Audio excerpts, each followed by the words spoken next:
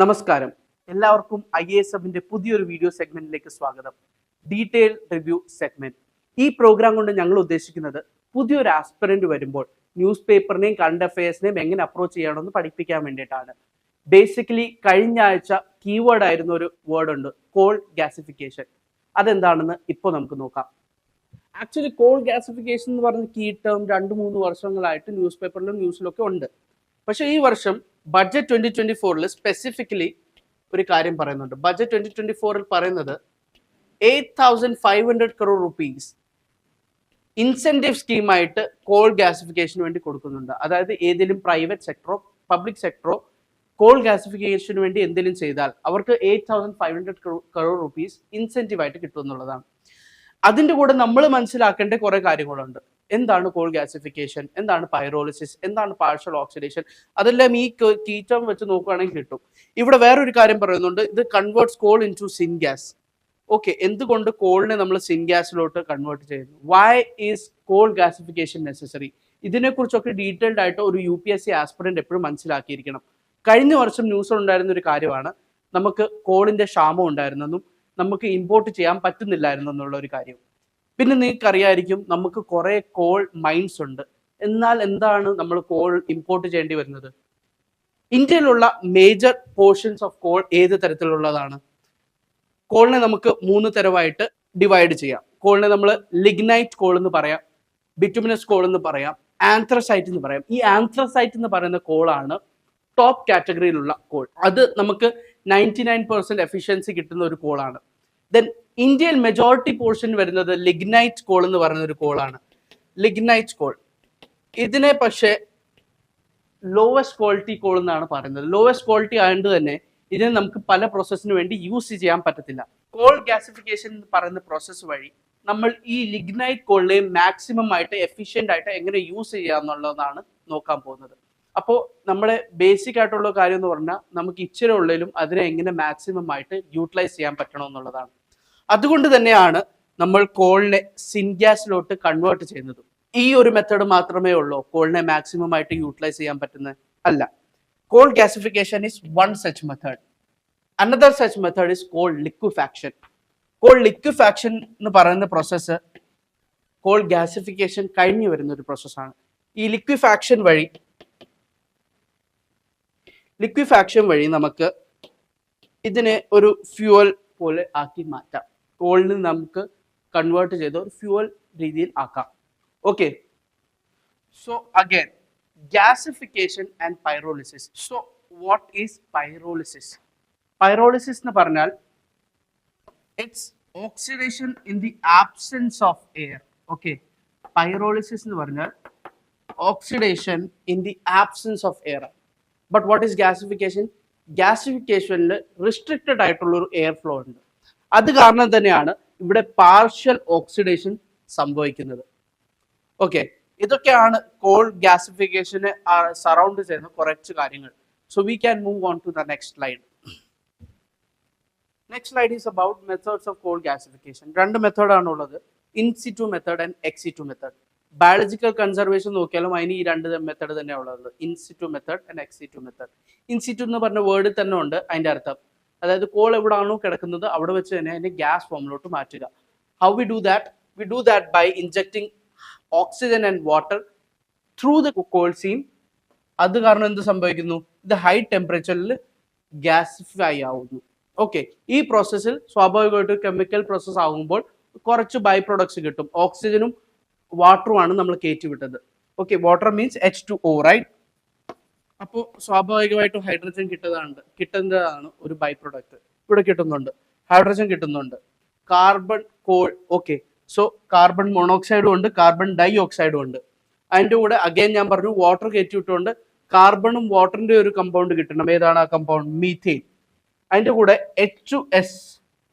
Okay, കോളിന്റെ ഒരു impurity ആണ് sulphur എന്ന് പറയുന്നത്. അതിൻ്റെ കൂടെ തന്നെ ഹൈഡ്രജൻ സൾഫൈഡും നമുക്ക് ബൈ പ്രൊഡക്റ്റ് ആയിട്ട് കിട്ടുന്നുണ്ട്.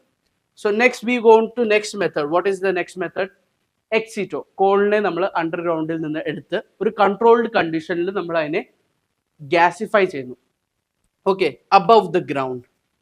ആ പ്രോസസ്സിലും നമുക്ക് H2S ആ ഒരു പ്രൊഡക്ട്സ് ഒക്കെ തന്നെ കിട്ടുന്നുണ്ട്. ഇതിൽ അഡീഷണൽ ആയിട്ട് കിട്ടുന്ന പ്രോഡക്റ്റ് ആണ് കാർബോണിൽ സൾഫൈഡ്. ഓക്കെ, ഇതൊരു അബ്നോർമാലിറ്റി ആണ്, അവിടെ നിന്ന് ഡിഫറെൻ്റ് ആയിട്ടുള്ള കാര്യമാണ് കാർബോണിൽ സൾഫൈഡ്. അത് ഓർത്ത് വെക്കാം. Next, what is the difference എന്നുള്ളത് ചോദിച്ചാൽ, ഇൻസിറ്റോ മെത്തേഡ് കൺട്രോൾ ചെയ്യാൻ ഭയങ്കരമായിട്ടും പാടുള്ള ഒരു കാര്യമാണ്. കാരണം കോൾസി എന്ന് പറഞ്ഞ് നിരന്ന് കിടക്കുന്ന ഒരു കാര്യമാണ്. അവിടെ നമ്മൾ ഡയറക്റ്റ് ആയിട്ട് ഓക്സിജനും വാട്ടറും കയറ്റി വിടുന്നു. ഇവിടെ പക്ഷെ കൺട്രോൾഡ് ആയിട്ടുള്ള ഒരു സർക്കംസ്റ്റാൻസ് ആണ്, സറൗണ്ടിങ്സ് ആണ്, അവിടെ നമ്മുടെ കൺട്രോൾ കൂടുതലാണ്.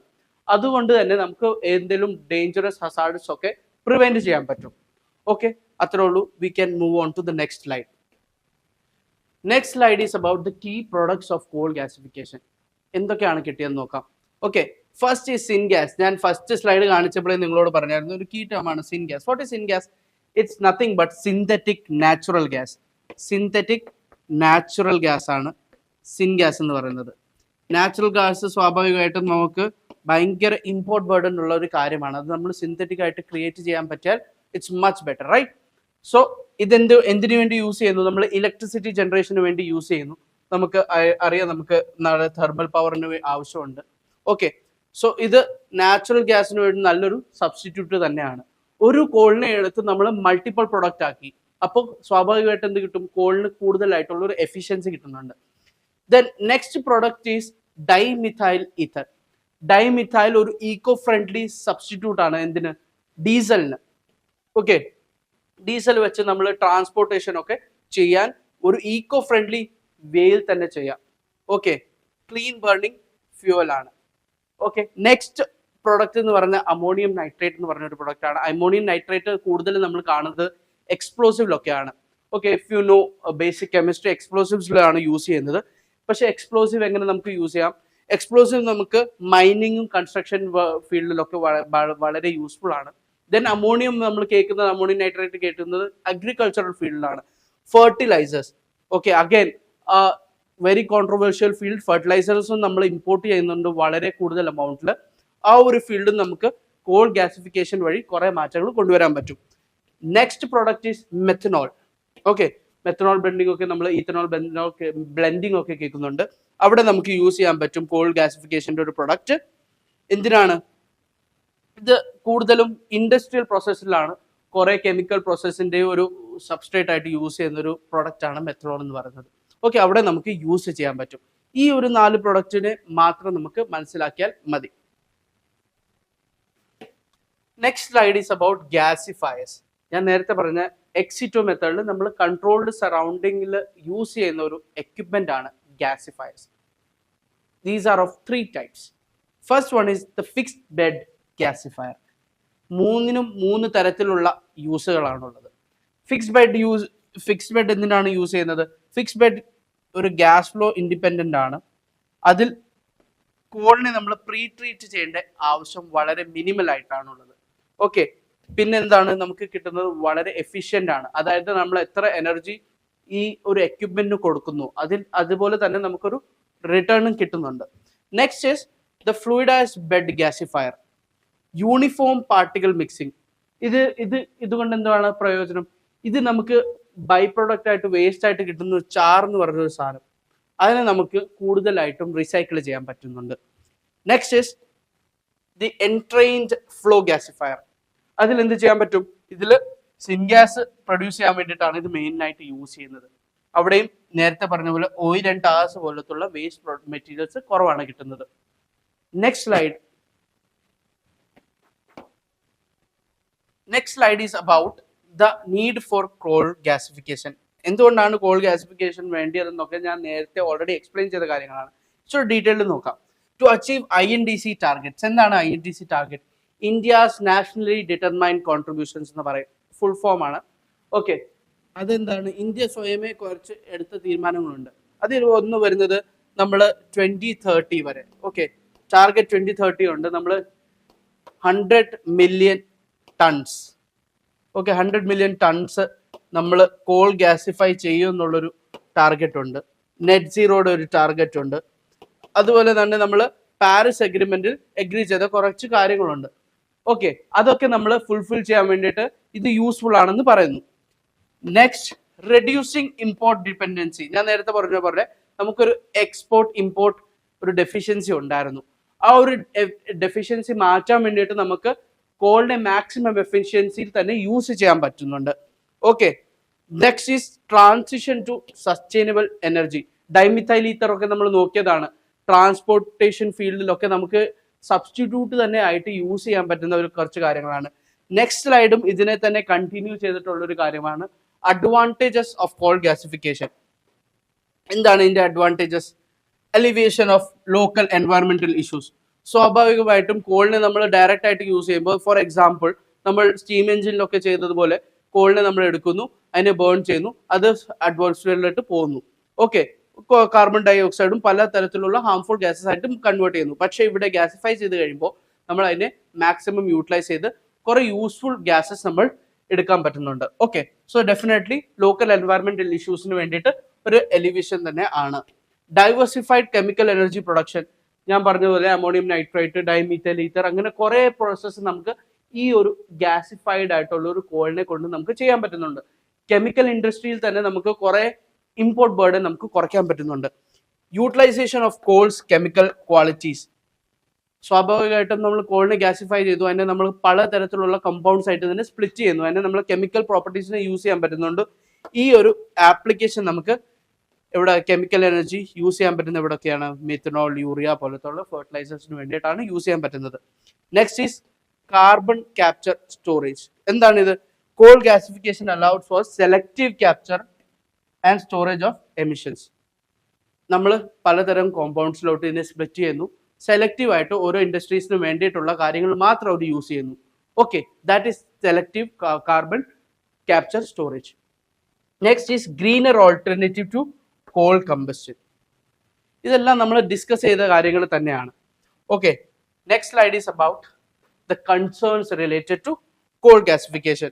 ഏതൊരു കാര്യം നമ്മൾ ന്യൂസ് പേപ്പറിൽ നിന്ന് ക്യാപ്ചർ ചെയ്ത് വായിക്കുമ്പോഴും അതിന് നമുക്ക് രണ്ട് സൈഡും അറിഞ്ഞിരിക്കേണ്ടത് വളരെ ഇമ്പോർട്ടൻ്റ് ആണ്.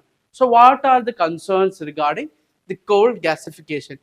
ഞാൻ നേരത്തെ പറഞ്ഞ പോലെ H2S, carbon monoxide, carbon dioxide, അങ്ങനെ പലതരത്തിലുള്ള ഹാംഫുൾ ഗ്യാസസും ഇതിൽ വഴി റിലീസ് ആവുന്നുണ്ട്. ഓക്കെ, കോൾ ഗ്യാസിഫിക്കേഷൻ വഴി സ്വാഭാവികമായിട്ടും എൻവയറമെന്റൽ ഇമ്പാക്ട് ഉണ്ടാവുന്നുണ്ട്. Next is implementation challenges. Implementation challenge എന്ന് പറയുന്നത് തന്നെ ഒരു കൺട്രോൾഡ് സർക്കംസ്റ്റാൻസിൽ ചെയ്യണമെങ്കിൽ ഒരു നല്ല തരത്തിലുള്ള സയന്റിഫിക് ആയിട്ടുള്ള അപ്രോച്ചിൽ തന്നെ ചെയ്യണം. കുറെ ഇക്വിപ്മെന്റ്സ് വേണ്ടി വരും, കുറെ ഫിനാൻഷ്യൽ ബേർഡൻ ആണ്. സ്റ്റേറ്റിന്റെ എക്സ്ചക്കറിൽ തന്നെ ഭയങ്കരമായിട്ട് ബേർഡൻ ഉള്ള കാര്യമാണ്. പലതരത്തിലുള്ള പ്രൈവറ്റ് കമ്പനീസും ഇതിൽ ഇൻവെസ്റ്റ് ചെയ്യത്തില്ല. Why? Because there is a gap.